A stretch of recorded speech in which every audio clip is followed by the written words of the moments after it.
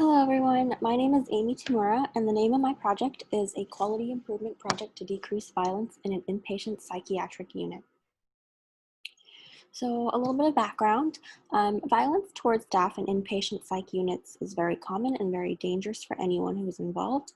And while there are many types of violence screening tools, the evidence-based dynamic appraisal of situational aggression, or the DASA, was found to be the most effective at predicting violent behavior in the short term. So that's in the following 24 hours after assessment.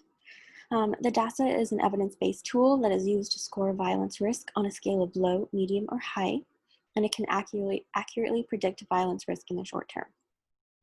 So Navos Hospital in West Seattle set out to use the DASA in order to decrease patient and staff injuries related to patient violence.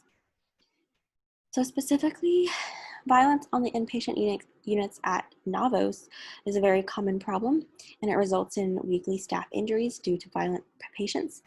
And with an already decreased number of frontline staff, violence caused by patients has the potential to disrupt the care provided if staff members are unable to work due to injury.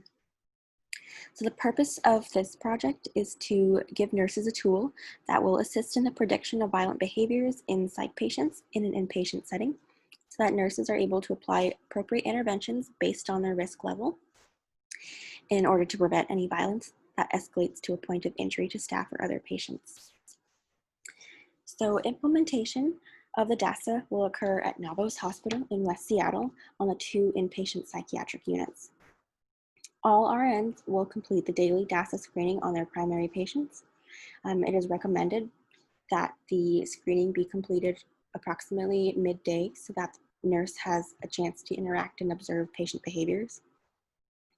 And while it is the primary nurse's responsibility to perform the screening, any other licensed clinician, including psychiatrists, psychologists, therapists, social workers, and occupational therapists, can also use this screening form.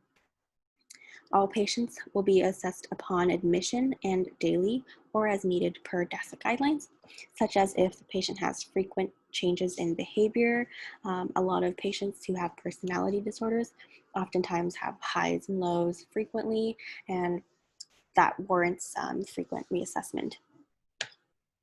So paper copies of the DASA tool will be scanned into Sigmund, which is the electronic medical records that Navos uses. And once EPIC is up and running, it will become another checklist that staff have to complete per patient. As always, DASA ratings, especially the high-risk patients, their score should be addressed during handoff or shift report. So once nurses have fully employed the tool into daily nursing assessments, effectiveness of the tool will be evaluated by looking at the number of reports of violence among patients and the number of staff injuries that occurred weekly on the inpatient units. And this data can be found through the incident reporting system used throughout the hospital, and it will also be reviewed at the weekly safety action review meetings. Trainings will occur in mid-July and will be required for all nurses who work on the inpatient units at Navos. After all training is complete, nurses will be able to use a screening tool on their patients and can begin to apply appropriate interventions based on risk level. And implementation of the tool will occur in early August. So as you can see, figure 1 is what the tool will look like. And there are 7 checklist items marked as either present or absent. Present is given a score of 1, absent is given a score of 0. And there's also an area to record any acts of aggression, and that is on the bottom of the score sheet. And it's also important to note that for well-known patients, increases in behavior is recorded as a present score, but baseline behavior is recorded as absent. And then you want to take the 7 checklist items and sum the total, and out of a score of 7, a score of 0 is low risk, a score of 1, 2, or 3 is moderate risk, and a score of 4, 5, 6, or 7 is high risk, so high risk of becoming aggressive in the next 24 hours. And figure 2 is just directions for unit use, how to assess each checklist item and how to total scores. So results are still pending due to a delay in implementation. This is because of COVID. Uh, Implementation had to um, move to August rather than back in July.